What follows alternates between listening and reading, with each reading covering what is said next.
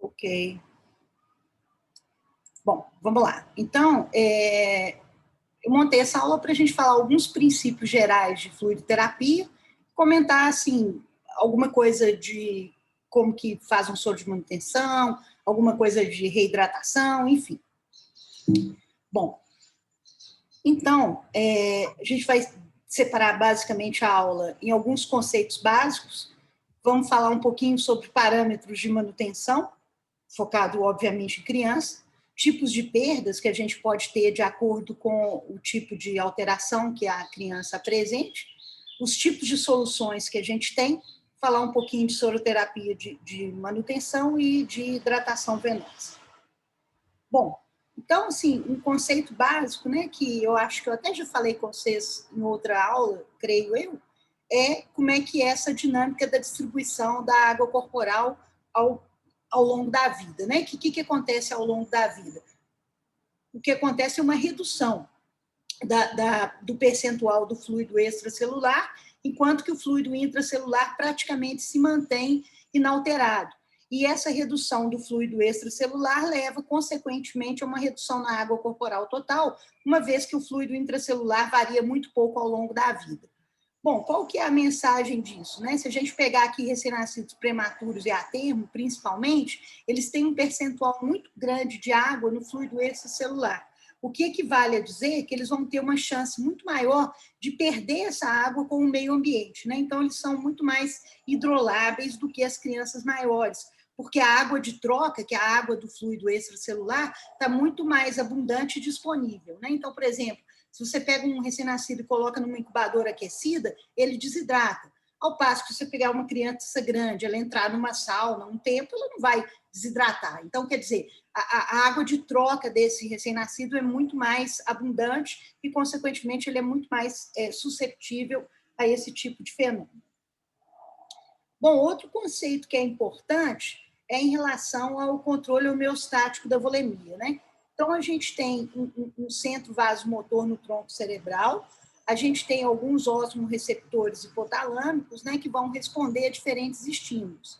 Então, quando eu tiver, por exemplo, estímulos provenientes dos receptores de pressão, que são os barorreceptores, os sensores de volume, os receptores cardiopulmonares, os receptores intersticiais, eles vão, por meio de vias aferentes, né, levar esses estímulos tanto ao centro vasomotor quanto aos osmorreceptores. E terão vias eferentes, né, que vão, por meio do sistema nervoso autônomo e hormônios, levar a diferentes mecanismos, como regulação da excreção renal de sódio, controle da sede, atuar no feedback tubo-glomerular. Isso tudo vai acontecer.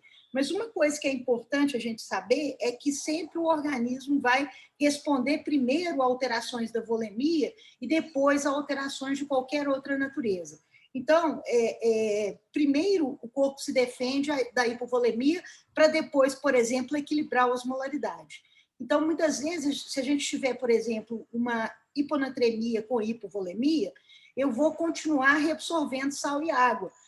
Por quê? Eu vou continuar reabsorvendo água porque eu tenho hipovolemia. Então, a hiponatremia vai se manter mais tempo, até que os mecanismos de perfusão renal, outros mecanismos homeostáticos comecem a atuar, porque a volemia já está restaurada. Então, sempre a gente deve, qualquer distúrbio, corrigir primeiro a volemia, para depois ajustar as outras alterações que, porventura, estejam presentes. Bom, isso aqui também eu já tinha mostrado para vocês, né? É mais só para relembrar que o potássio varia, né? A concentração de potássio plasmático varia ao longo da vida, e nas crianças menores, essa concentração plasmática é maior às custas de vários fatores. Primeiro, que o ritmo de filtração glomerular das crianças menores é menor, a fração de excreção de potássio nessas crianças também é menor, então, consequentemente, o potássio plasmático delas é fisiologicamente mais alto. Né? Então, a gente deve ter essa noção na hora de avaliar. Né? Se a gente pegar um recém-nascido prematuro, achar nele um potássio de 6, 6,5, isso pode ser absolutamente normal. Ao passo que, se eu achar um potássio de 6, 6,5, uma criança de 7, 8 anos, esse potássio certamente é elevado. Bom, aqui também, né, alguns parâmetros relacionados ao equilíbrio ácido básico. que a gente já tinha falado na aula da semana passada, né, mostrando que o pH varia muito pouco ao longo da vida, né, geralmente ele oscila em torno de 7,40, né, vai variar 7,30 e poucos a 7,40, então ele varia pouco. A PCO2 varia um pouquinho mais, né, que nos recém-nascidos geralmente ela é mais baixa do que nas crianças maiores. Nas crianças maiores ela é em torno de 40, os recém-nascidos em torno de 30. E o bicarbonato também é um pouco mais baixo também nas crianças menores, né? Ele fica em torno de 20 a 22, ao passo que nos adultos e crianças maiores ele é em torno de 24. Então, tem essas pequenas variações nos parâmetros do equilíbrio ácido básico em função da idade. Bom, outra coisa que é um conceito importante é que existe uma correlação positiva entre o peso corporal e o aporte hídrico. Isso equivale a dizer que quanto maior o peso, maior volume de líquidos eu devo dar. Só que essa correlação ela é quase linear entre, vamos dizer assim, em torno de 3 quilos até em torno de 10 quilos. Depois ela dá uma achatada na curva. Quer dizer, você não tem uma correlação tão perfeita, tão linear depois disso, né? Então, aí você vai ter assim, alguns parâmetros para calcular esse aporte hídrico de acordo com o peso corporal. Se alguém quiser interromper, pode, gente, perguntar alguma coisa, tá? Não precisa esperar acabar, não. Oi. Obrigada. Tá. Vamos lá. Bom, então aqui nessa tabela, a gente coloca alguns parâmetros de manutenção, né, que vão variar bastante de acordo com a faixa etária. Né? Mas se a gente pegar, por exemplo, os recém-nascidos prematuros, né, aqui esses valendo a partir de 32 semanas, o aporte hídrico é muito variável. Tem recém-nascidos que a gente precisa dar um aporte em torno de 200 ml por quilo por dia, ao passo que outros 100 ml por quilo por dia é suficiente. Então, tem uma variabilidade muito grande e que vai depender de uma série de fatores, né, que são importantes nesse neném. Então, a gente começa com um aporte intermediário, em torno de 150, 160 ml por quilo, e vai observando o neném, vai vendo como que ele está urinando, como que está o peso corporal dele, né, os parâmetros clínicos para ver se ele está mantendo uma boa volemia, para poder ir ajustando isso daí. Mas sabendo que você tem uma faixa muito ampla de variabilidade. Assim também o aporte glicêmico. Então, vocês devem ter visto, principalmente as meninas que estão fazendo estágio no berçário, né, lá no Sofia, que o pessoal calcula uma taxa de infusão de glicose, né, porque a glicose para o recém-nascido tem que ter um cálculo bem reguladinho para ele receber por minuto um tanto correto e adequado à glicemia capilar dele. Né? Não pode ficar com hiper nem com hipoglicemia. E essa taxa de infusão de glicose ela é bem variável também nos recém-nascidos, principalmente em prematuros. Ela pode variar de 3 a 7 miligramas por quilo por dia. Quer dizer, um neném pode ficar bem com 3 e o outro pode precisar do dobro disso, 6, 7 miligramas por quilo por dia. E sempre você vai monitorar pela glicemia, né? Outros parâmetros também variam demais nos recém-nascidos, né? O aporte de sódio é um exemplo. Em geral, os recém-nascidos prematuros precisam de um aporte de sódio maior do que as crianças maiores, né? Porque eles têm uma perda urinária maior de sódio, uma tendência a hipovolemia. Então, geralmente, a gente vai precisar dar para eles 3, 4 mEq por quilo, alguma coisa assim. Alguns precisam até algo em torno de 7, 8 mEq por quilo por dia. Não é usual, mas alguns precisam. Idem para o potássio, eles também costumam precisar de um aporte um pouco mais alto de potássio e cálcio. Né? Então, esses aportes vão ser muito variáveis. Em geral, a gente usa valores intermediários num primeiro soro, mas sempre a gente tem que estar fazendo ionograma, avaliando a volemia, pesando diariamente, fazendo balanço hídrico, para ter uma noção se o nosso soro de manutenção está adequado para o recém-nascido, tá? E aí, esses parâmetros vão ficando um pouco menos amplos com o passar da idade, né? E se a gente pegar lactentes e pré-escolares, 100 ml por quilo por dia é um aporte hídrico muito ok, que é o que geralmente a gente utiliza, né? Nos lactentes, a gente ainda ainda usa a taxa de infusão de glicose, mas ela vai variar menos, geralmente com 3 a 5 miligramas por quilo por dia é suficiente para esse lactente. Os parâmetros do sódio e do potássio também são mais estreitos, assim como do cálcio.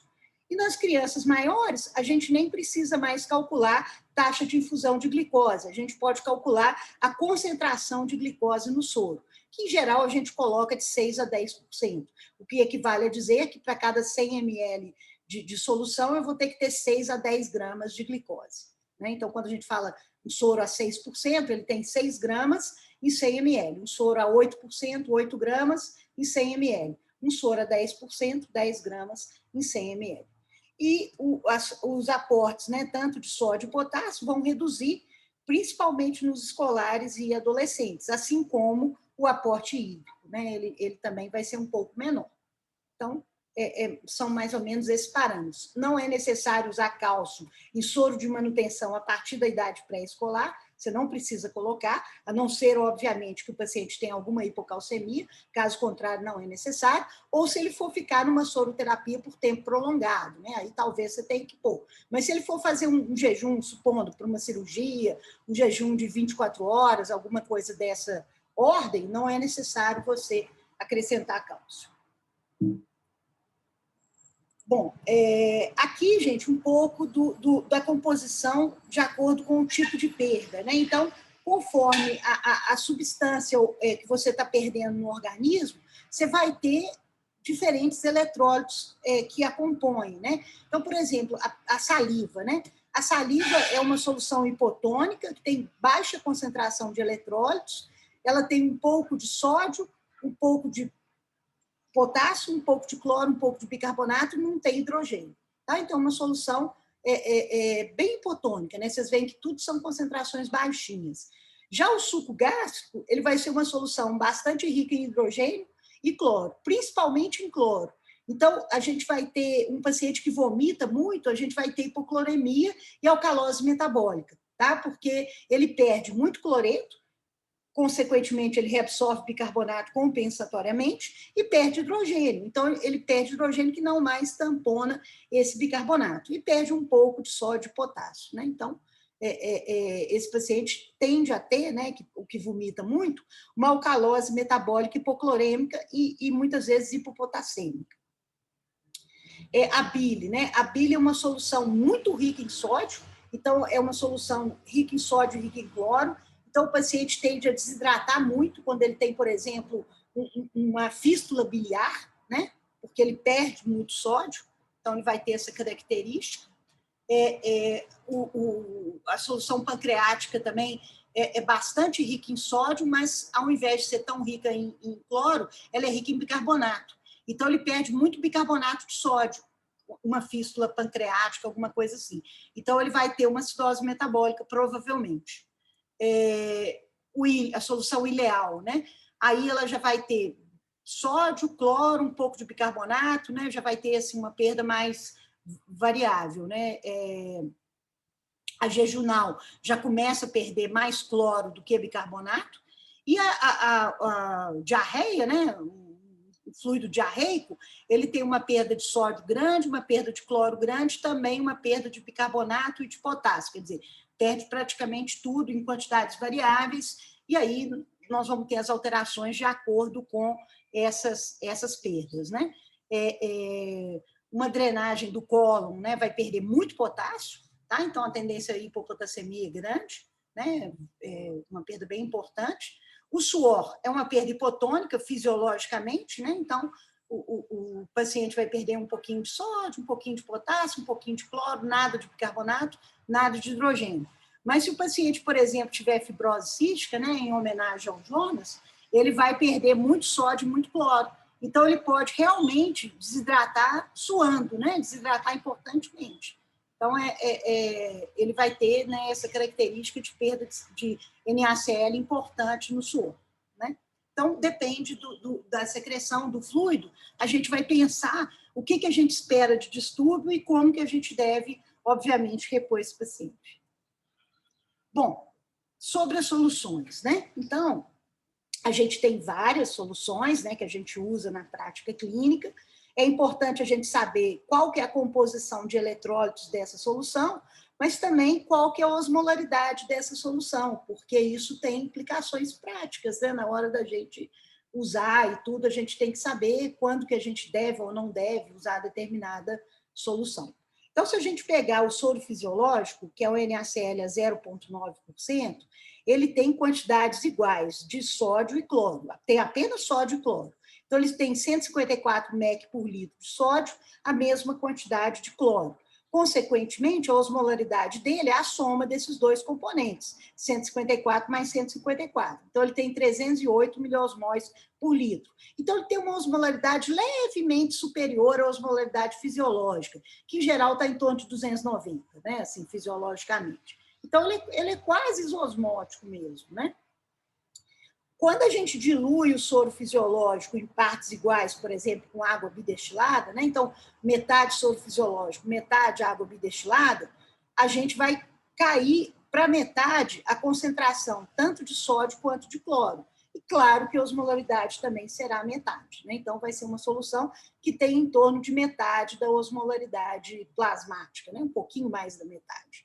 Quando a gente usa o NaCl a 3%, a gente comentou dessa solução no dia que a gente falou da aula de correção do sódio, né? De quando a gente tem uma hiponatremia sem hipervolemia, uma hiponatremia aguda, né? Que a gente tem que usar uma solução de NaCl mais concentrada. Então, se a gente usar o NaCl a 3%, ele tem 513 miliequivalentes de sódio, a mesma quantidade de cloro, e uma osmolaridade de 1026, quer dizer, ele é praticamente 3 vezes, um pouco mais de 3 vezes, né? 3,3 vezes a osmolaridade do plasma, né? Então, é uma solução mais hiperosmolar, né? Então, a gente tem indicações precisas para poder utilizar. O soro glicosado isotônico a 5%, ele só tem glicose, tá? Então, ele tem 50 gramas de glicose por litro de solução. Ele fornece 170 quilocalorias por litro e tem uma osmolaridade de 253 miliosmóis por litro. Agora, um comentário importante sobre isso, quer dizer, ele é claramente hiposmolar, né? Considerando que a osmolaridade plasmática é 280 a 290.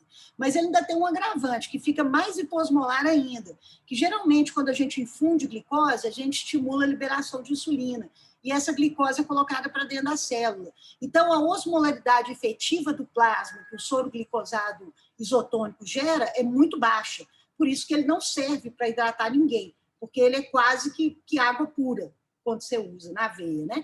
Então, ele não é uma solução adequada para a finalidade de hidratação. Ele pode ser uma solução que a gente possa combinar, por exemplo, com soro fisiológico, para fornecer um pouco de glicose, né, para o paciente que vai ficar em jejum, mas não uma solução que a gente pense para hidratar alguém. O soro mistura, né, de soro glicosado com soro fisiológico em partes iguais, 1:1. Então, o que vai acontecer? Né? Eu vou ter a concentração de sódio e de cloro do soro fisiológico, vou ter a concentração de glicose e vou ter uma osmolaridade, teoricamente, maior que a do plasma. Mas, na prática, ele é praticamente isosmolar, porque, como eu falei, a osmolaridade dada pela glicose, ela não é efetiva, porque a glicose entra para dentro da célula. Então, a osmolaridade efetiva vai ficar muito parecida com a do plasma.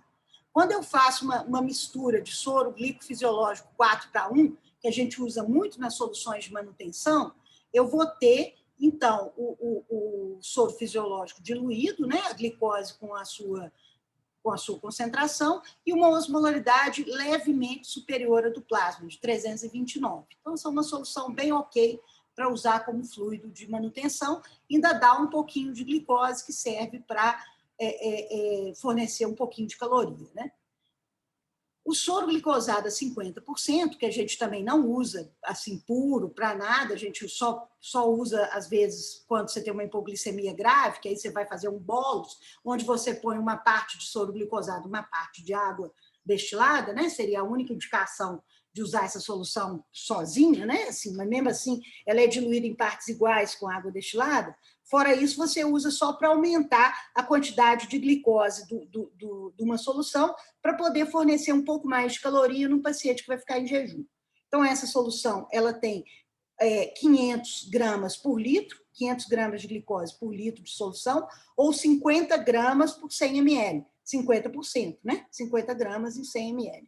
Fornece 1.700 quilocalorias por litro, quer dizer, 10 vezes em comparação ao glicosado a 5%, é óbvio, é 10 vezes mais concentrado, e tem uma osmolaridade bem elevada. Apesar da osmolaridade efetiva não ser tão alta, porque ela também entra dentro da célula, tem uma osmolaridade que aí é mais elevada, sim, porque não vai entrar tudo dentro da célula, né? Aí vem as soluções de Ringer, né? O Ringer salino e o Ringer lactato. São soluções bem interessantes também, porque, principalmente o Ringer lactato, porque ele tem concentrações bem fisiológicas dos componentes, né? Então, ele tem um sódio próximo do que seria um sódio normal, um potássio dentro da faixa normal, uma concentração de cálcio também adequada, e tem cloro e bicarbonato, né? Então, ele é uma solução bastante fisiológica, bem mais que o soro fisiológico em termos de composição hidroeletrolítica. E tem uma osmolaridade muitíssimo próxima da osmolaridade normal do plasma, que é 280 a 290. Então, é uma solução ótima para hidratação, porque é uma solução muito fisiológica e que, além, por exemplo, de estar repondo sódio e cloro, também está repondo potássio, cálcio, bicarbonato. Então, é uma solução bem interessante. Né? Quando você tem, por exemplo, uma diarreia, que você está perdendo também bicarbonato, pode ser uma solução melhor para a hidratação do que o próprio soro fisiológico. O Ringer salino tem a diferença de que ele não vai ter bicarbonato e vai ter uma concentração mais alta de sódio e cloro. Então, ele não vai ser uma solução tão boa, por exemplo, numa diarreia. Por quê? Porque ele vai ter uma concentração grande de cloro, o que vai retardar a reabsorção tubular de bicarbonato, né? Então, ele teria essa desvantagem em relação ao Ringer lactato. E a osmolaridade do Ringer salino é um pouco superior à osmolaridade fisiológica do plasma, né? Então, isso é uma ideia das soluções. Bom, então, eu fiz uns esqueminhas aqui de soro de manutenção para a gente poder discutir um pouquinho e ver mais ou menos como é que a gente calcularia na prática, né? Assim, claro que isso vocês vão treinar muito na vida de vocês aí na prática clínica, quando estiver, sei lá, dando plantão, enfim. Mas só para vocês terem uma noção, né? Como é que seria esse procedimento, né? E alguns parâmetros. Então, a primeira coisa que a gente calcula é o aporte total de líquido, tá? Então, esse é o primeiro ponto, né? Então, a gente, né, se a gente geralmente vai dar de 100 a 120 ml por quilo para uma criança depois do período neonatal, para um lactente, até ele ter mais ou menos uns 10 quilos, vai ser mais ou menos esse aporte. Depois, a gente passa a dar até 10 quilos, né? Então, se eu dei 100 ml por quilo, ele ganha 1.000. Mais 50 ml por quilo por dia para cada quilo acima de 10 até 20 quilos. Né? Então, tem essa regrinha. Então, um exemplo, uma criança de 15 quilos, ela vai ganhar os 1.000 ml, que é o que ela ganharia até 10 quilos, mais 5 vezes 50. Então, ela vai ganhar, porque são 5 quilos acima de 10. Né? Então, 50 ml por quilo por dia para cada quilo acima de 10. Então, ela vai ganhar 1.250. Se a criança tiver 20 quilos, ela vai ganhar 1.000 mais 10 vezes 50, 1.500 ml por dia. Maior que 20 quilos, você dá de 1.500 a 2.000 ml por dia. Aí vai ser mais ou menos esse aporte que você vai dar para um adulto, em torno de 2.000 ml por dia. Né? Então, mais ou menos esse aporte. Então, vamos imaginar que a gente vai fazer o soro para uma criança de 10 quilos. Então, eu já sei que 10 quilos, eu vou dar 100 ml por quilo por dia, eu vou dar 1.000 ml por dia para esse menino de 10 quilos. Então, vamos lá. Aí vamos dar as outras coisas para ele, né? Vamos dar os outros componentes do soro. Então, o sódio vai variar em torno, né? Aporte para ele, esse menino aí pode variar de 1,5 a 3 mEq por quilo por dia. A gente usa geralmente o soro fisiológico, no qual 1 ml tem 0,154 mEq de sódio. Aí eu vou escolher o que eu vou dar, né? Porque, na verdade, eu tenho uma faixa aqui, né? Igual vocês viram. Eu posso dar de 1,5 a 3 mEq por quilo por dia. Eu escolhi dar 2. Aí é só eu calcular. 2 vezes o peso dele, 10 quilos, 2 vezes vezes 10, 20 mEq por dia. Aí eu faço uma regra de 3, porque eu sei quanto de sódio que tem no soro fisiológico, né? Então, 20 mEq é X, 0,154 mEq é 1 ml. Aí eu vou ter a resposta. 134 ml por dia. Tá? Então, eu já sei o aporte de sódio para ele. Beleza, gente? Tá. Professora, mas isso considerando, tipo, dentro, como que eu falo? Tipo, tem a soroterapia como um item dentro da soroterapia. E depois a gente vai ter que calcular a concentração total ou não? Desculpa, eu não entendi sua pergunta. Tipo, o sódio vai ser um dos itens da parenteral. Vai, um dos itens do soro, sim. Isso. Isso. Aí a gente precisa preocupar com a concentração do sódio em relação ao volume total que a gente vai dar? Em geral, quando a gente usa esses parâmetros fisiológicos, não. A não ser que eu tenha que dar uma quantidade bem maior de sódio para ele. Entendeu, Letícia? Aqui tá de boa. Você vai ver, nós vamos chegar lá. Ah, então tá. Obrigada. Nada. Então, beleza. Já sei o sódio dele. PAF. Vamos lá. Potássio, né? O potássio, então, a gente tem um parâmetro aqui, de novo, né? Assim, uma base, né? Vou dar de 1 a 2,5 mEq por quilo por dia.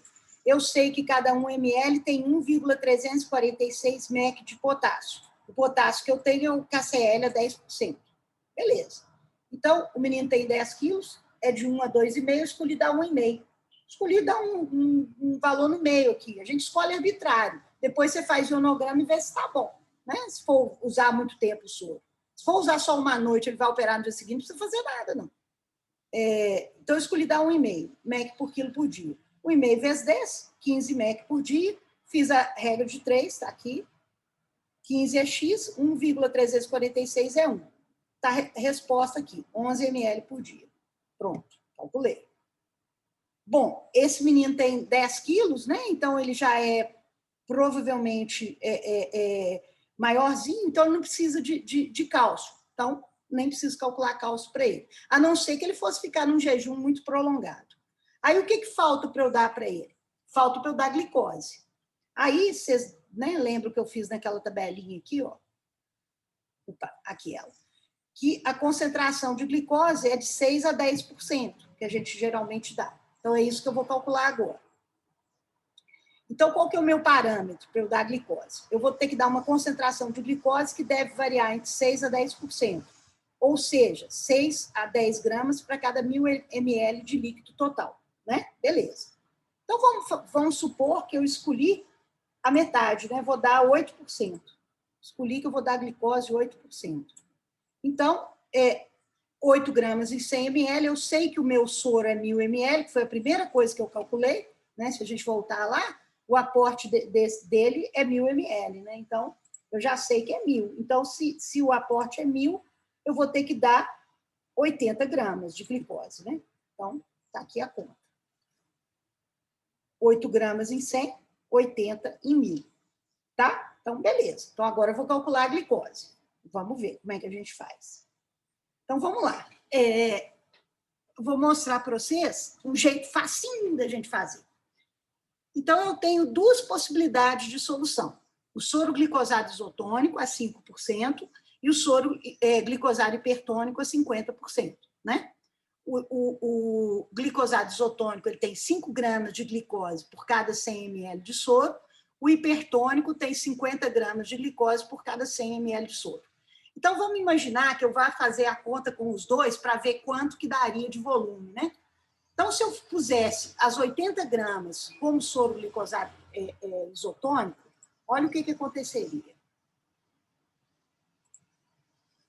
Eu teria que dar 1.600 ml só de glicose isotônica para ele. Só que o meu soro total tem que ter 1.000. Então, não tem a menor condição de eu usar glicose isotônica. Então, o que eu faço? Eu calculo a glicose hipertônica. Então, está aqui. Na glicose hipertônica, 50 gramas em 100 ml, 80 gramas, que é o que eu decidi dar para ele, né?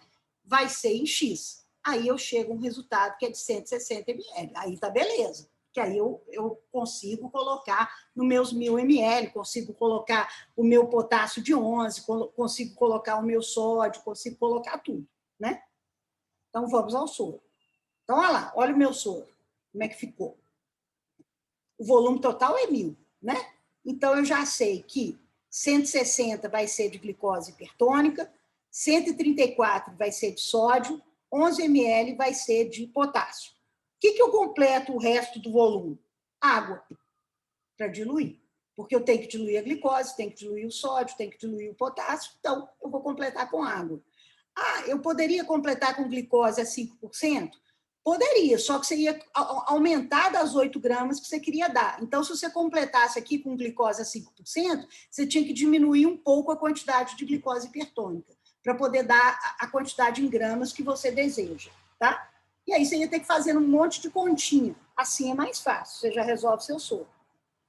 Bom, aí você então vai pegar, né, 1000 menos 160, menos 134, menos 11. Aí deu 695. Beleza, então isso aqui.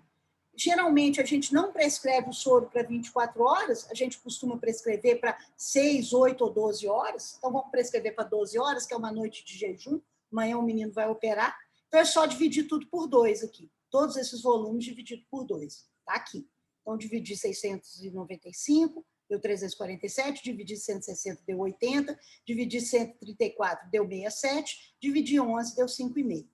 Aí aqui vai ter que ter o quê? 500 ml, que eu estou dando, né, metade de 1000. Aí eu vou dividir 500 ml por 12 horas, para eu ter o gotejamento. Aí o meu gotejamento é 42 microgotas por minuto ou 42 ml por hora. Tá? Isso porque eu vou colocar numa bomba de infusão. Né? Aí eu programo esse gotejamento. Se for um equipo de gotas, é só bom vocês saberem que uma gota equivale a 3 microgotas.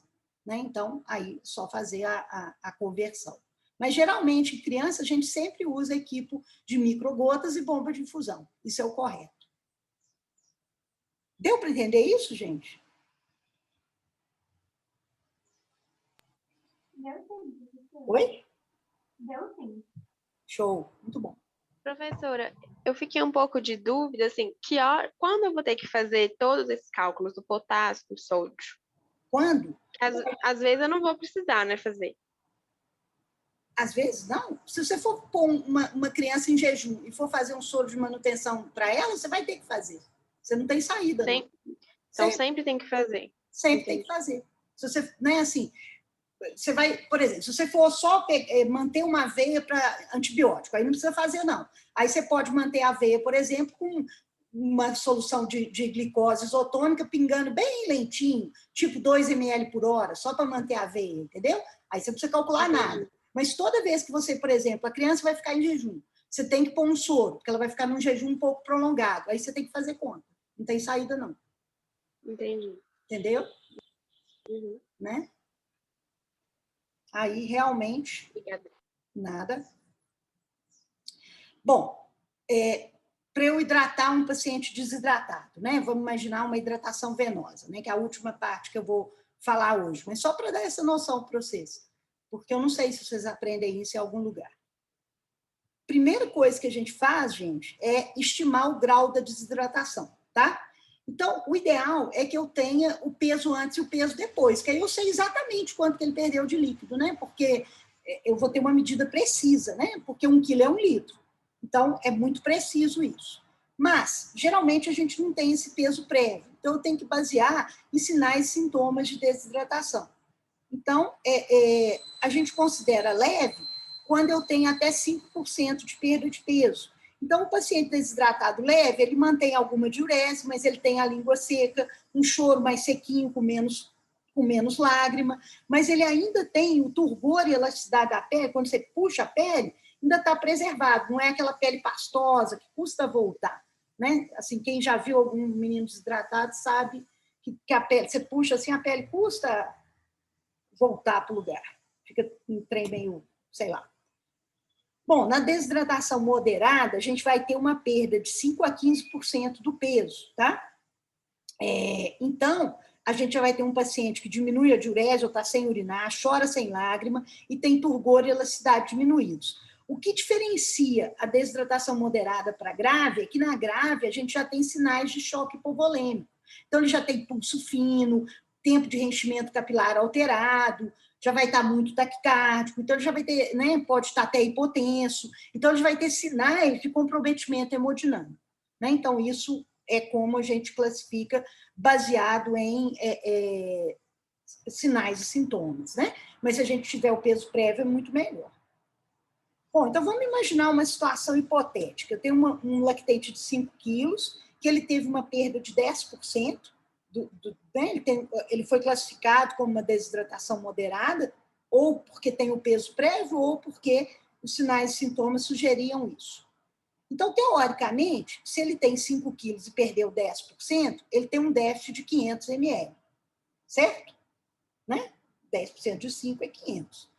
Então, gente, o princípio básico da hidratação venosa, né? Vamos supor que é um menino que não está aceitando via oral, eu não consigo fazer TRO, ele está prostrado, enfim, eu indiquei hidratação venosa, tá?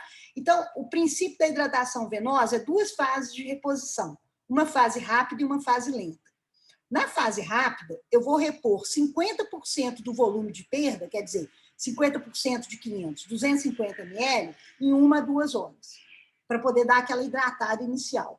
E na reposição lenta, eu vou repor os outros 50% de perda em 4 a 6 horas. Às vezes, ele melhora tanto com a fase rápida que aqui você já pode fazer terapia de reposição oral. Você não precisa nem continuar com a reposição venosa. Mas, se ele ainda precisar, você pode continuar com a reposição venosa. Bom, então esse é o princípio geral da hidratação. O que a gente pode usar de solução? Né? Quais são as nossas opções? Soro fisiológico, que é o NaCl a 0,9%, mistura de soro glicosado a 5% com soro fisiológico em partes iguais, quer dizer, uma solução 1 para 1, né? E o Ringer lactato, que é uma solução muito vantajosa, né? Porque é uma solução mais fisiológica, igual eu tinha falado, mas ela é mais cara. E o Ringer lactato ajuda a compensar a acidose, né? Porque ele tem bicarbonato na fórmula, então ele sempre vai ajudar nesse quesito. Então, como é que eu prescreveria essas coisas? Então, a minha fase rápida, né? Que eu falei que seria um tempo de 1 a 2 horas. Se for só soro fisiológico, eu vou pegar metade da perda, então aqui é 500, metade de 500, 250. Divido 250 por 2, dá 125. Então, 250 ml é V a 125 microgotas por minuto, ou 125 ml por hora. Põe lá na minha bomba de infusão.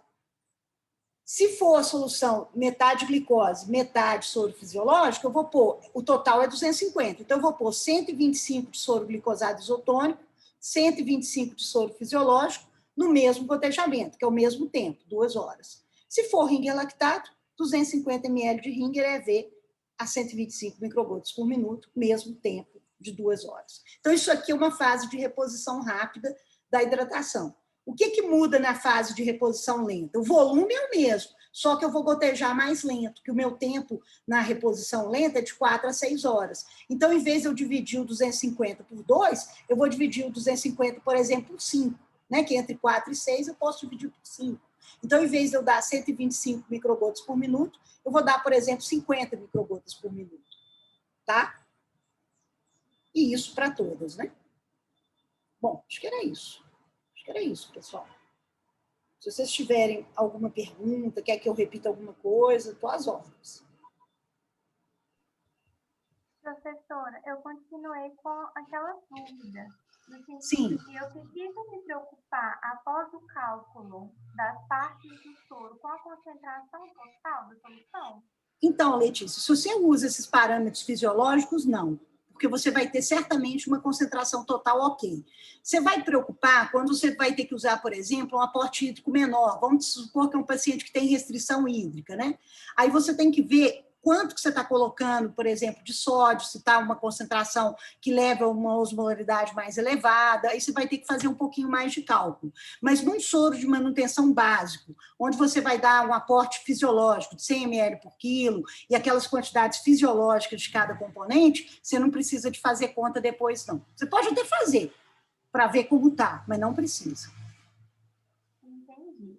Tá? Em geral, um acesso periférico, o ideal seria que ele suporta ter uma concentração de quantas molaridades, mais ou menos? Então, para um acesso periférico, você tem que usar uma glicose que seja preferencialmente abaixo de 10%, quer dizer, que tenha menos de 10 gramas por 100 ml, que a gente calculou aqui 8%, tá ok.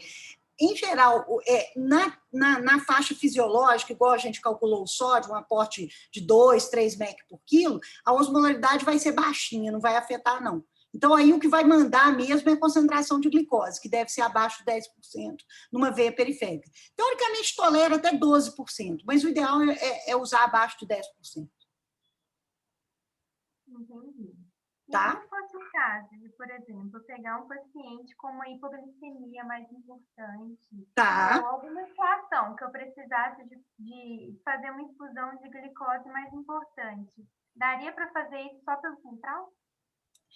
Idealmente, se for uma infusão lenta, que você vai durar muito tempo, o ideal é numa central. Agora, se for, por exemplo, um bolos de glicose, dá para você fazer numa veia periférica, entendeu? Porque essa concentração aguda dada em bolos é tolerável, sabe? Assim, por exemplo, uma hipoglicemia grave, eu vou tratar, então, fazendo uma solução glicose hipertônica e água destilada 1 para 1. Geralmente, a gente calcula mais ou menos 1 grama por quilo, né? Então, por exemplo, de 10 quilos. Então, eu quero dar 10 gramas para ele, né? Então, eu vou calcular quanto de glicose hipertônica. Eu sei que tem 50 gramas em 100 ml, então 10 gramas eu vou ter em 20 ml, né? Então, eu vou dar 20 ml de glicose hipertônica com 20 de água bidestilada. Eu vou ter uma osmolaridade alta, uma concentração alta, sim, porque eu vou estar dando uma glicose a 25%. Só que agudamente dá para você dar em veia periférica, não estoura a veia, não. O que não dá é se você ficasse infundindo isso, aí tinha que ser veia central. Você infundir, por exemplo, uma solução a 15% de glicose, 20%, aí tem que ser veia central, não tem jeito não. Porque aí a veia vai arrebentar mesmo. Professora, Oi. no aporte de líquido, é 100 a 120 ml por quilo até 10 quilos. Isso. Aí, depois de 10 quilos, a gente vai aumentar 50 ml por quilo, a cada quilo até 20. E Perfeito. depois de 20? Depois de 20, vira adulto, tá? Quem tem mais de 20 vira adulto. Aí ele vai tomar 1.500 por aí mais que isso você vai dar 1.500 a 2.000, aí você vai variando. Depois de 20 virar adulto é bom, né? Não, ótimo. Aí você tem mais liberdade, assim, você vai dar alguma coisa entre 1.500 e 2.000, entendeu? Assim, perto de 20 mais para 1.500, perto de, sei lá, 30, 40, alguma coisa em torno de 2 litros, assim. E o cálcio, no exemplo que a gente fez, a senhora falou que não ia pensar porque a criança era pequena. Quando que eu tenho que começar a pensar?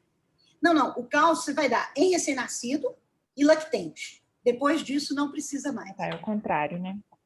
A criança pequena é que precisa, entendeu? A criança maiorzinha não precisa, não.